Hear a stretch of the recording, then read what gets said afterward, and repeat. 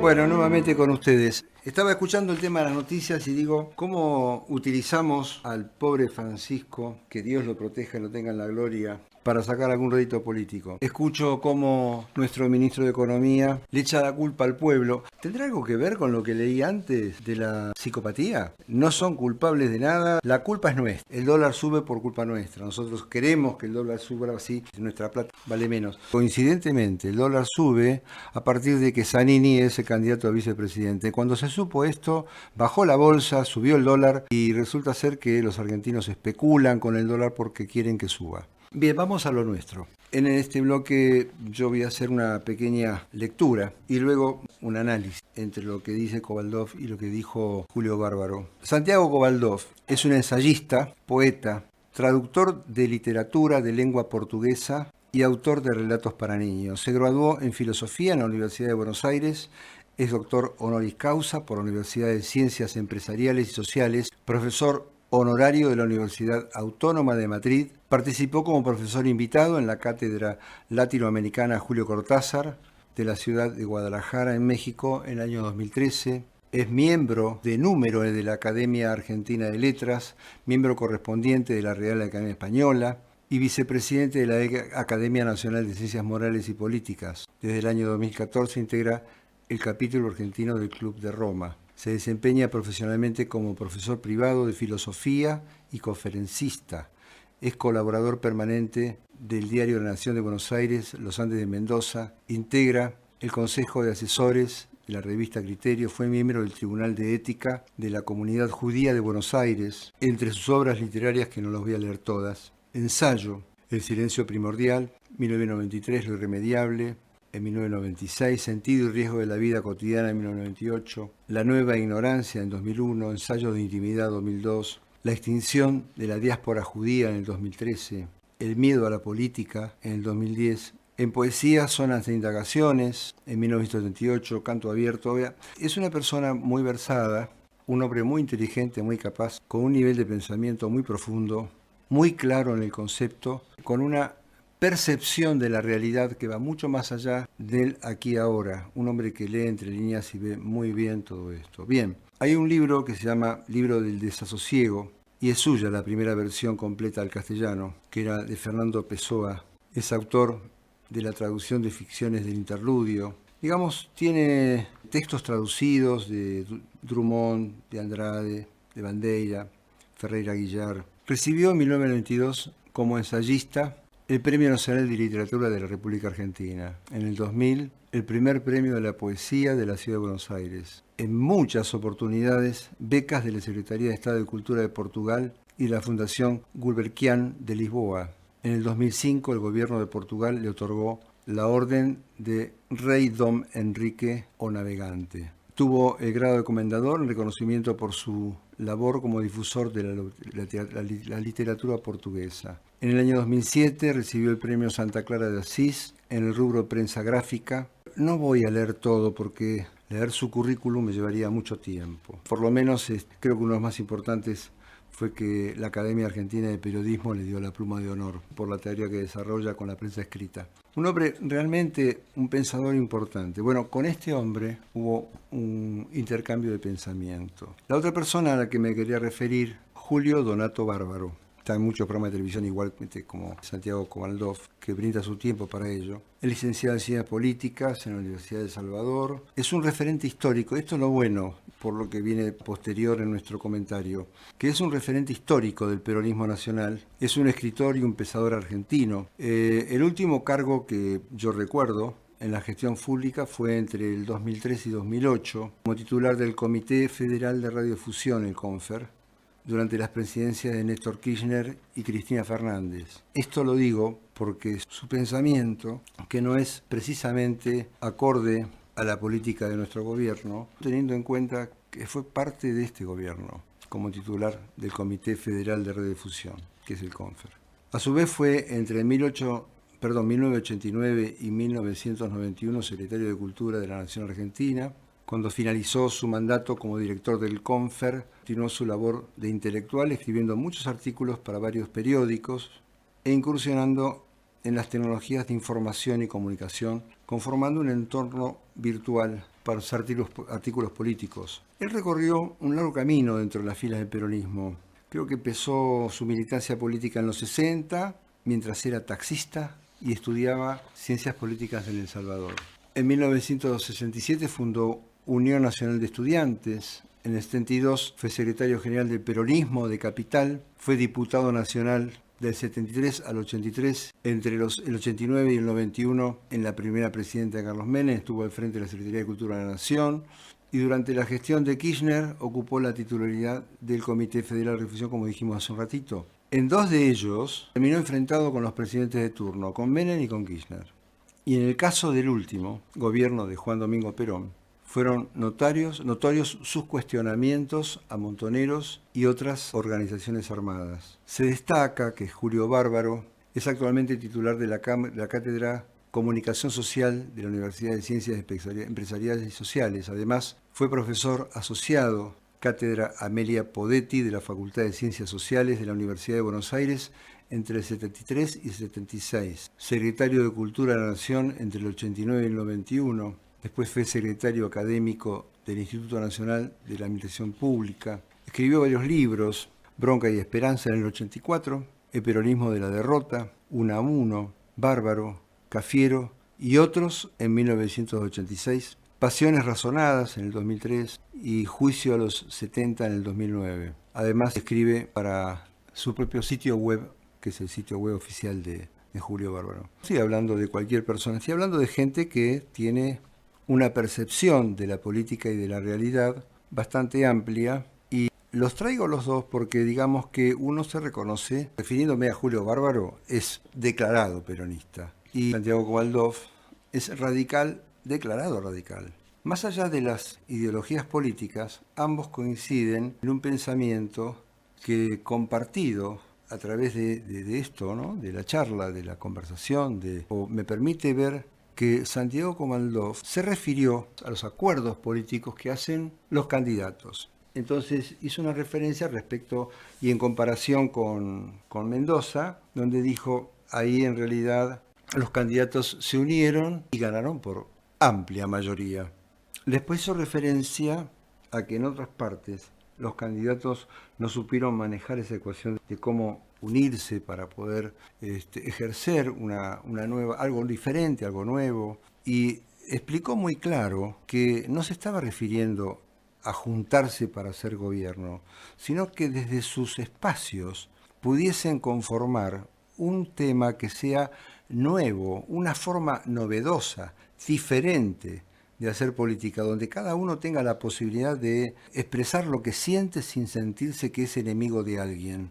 Más allá de que después en el Congreso puedan tener diferencias, disidencias, estar de acuerdo, no estar de acuerdo, porque de esto se trata la democracia. Pero él hizo básicamente referencia a los acuerdos que hacían los partidos políticos, con clara alusión a la época en que de Narváez se enfrentó con Néstor Kirchner en la provincia de Buenos Aires, donde de Narváez derrotó ampliamente a Kirchner. A ver, vamos a decirlo bien claro. Kirchner, presidente de la República Argentina, dueño de un sector del peronismo, que era la provincia de Buenos Aires, fue derrotado por de Narváez. Esto que dijo Julio Bárbaro y que tomó como antecedente para poder explicar lo que a continuación voy a decir, me da una tremenda tranquilidad, porque parecería ser que lo que yo intento con este programa, que es unir a los argentinos, simplemente hablo de personas, no hablo de partidos políticos.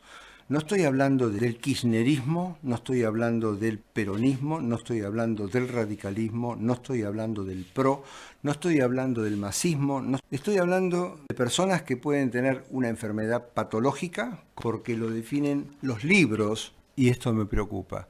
Él hizo una reflexión que se diferenció de Santiago Kovaldov. Yo voy a dividir el cuerpo en dos partes, la cintura para arriba y la cintura para abajo. Santiago Kovaldov, cuando habló de la unión, de los acuerdos políticos que hacían los partidos políticos, hablaba de la cintura para arriba. Sin embargo, a través de este concepto al cual recién hice referencia específicamente y claramente a la elección por la provincia de Buenos Aires, donde Kirchner perdió con de Narváez, a partir de ahí él dijo algo muy importante.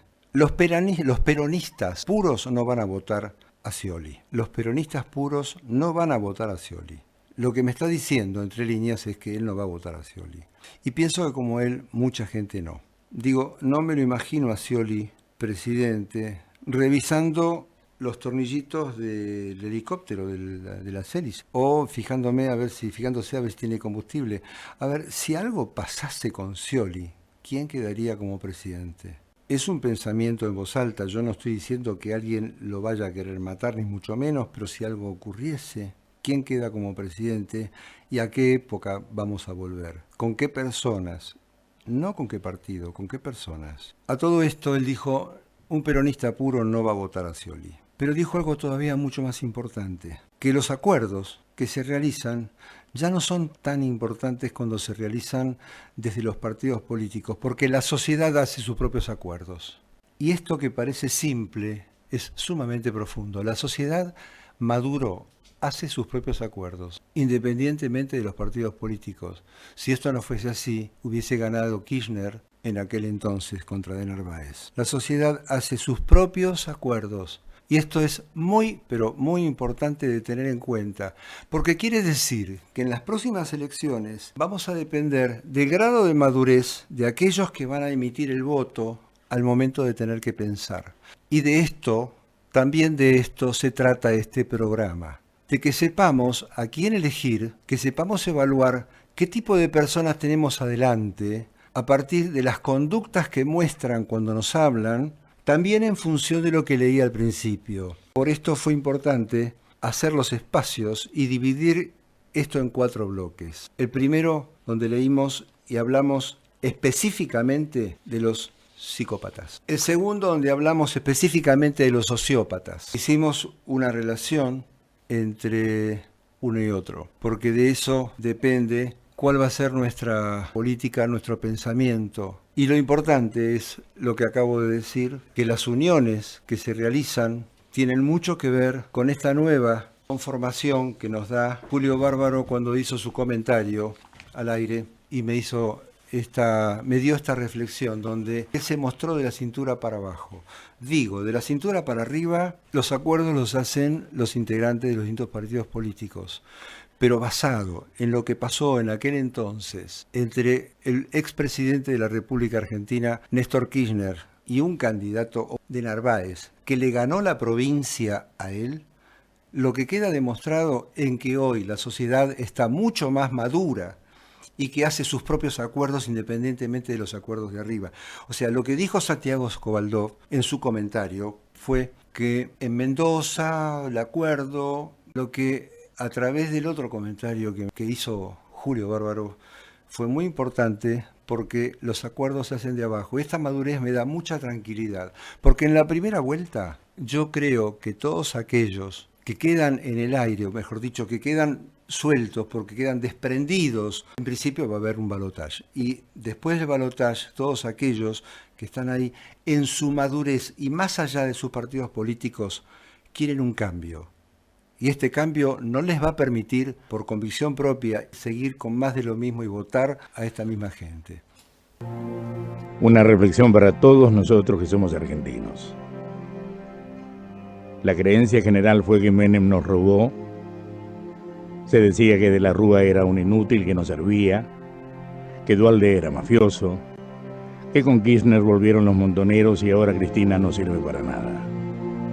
Por eso estoy empezando a sospechar que el problema no está en Menem, De la Rúa, Duhalde, Kirchner o Cristina. El problema está en nosotros. Sí, nosotros como pueblo. Nosotros como materia prima de un país. Porque pertenezco a un país donde la viveza criolla es la moneda que siempre es valorada. Tanto o más que $1. Un país en donde hacerse rico de la noche a la mañana es una virtud más apreciada que formar una familia a largo plazo, basada en valores y respeto por los demás. Pertenezco a un país donde, lamentablemente, los periódicos jamás se podrán vender como se venden en otros países, en máquinas donde uno paga por un solo ejemplar y saca un solo periódico, dejando los demás en donde están.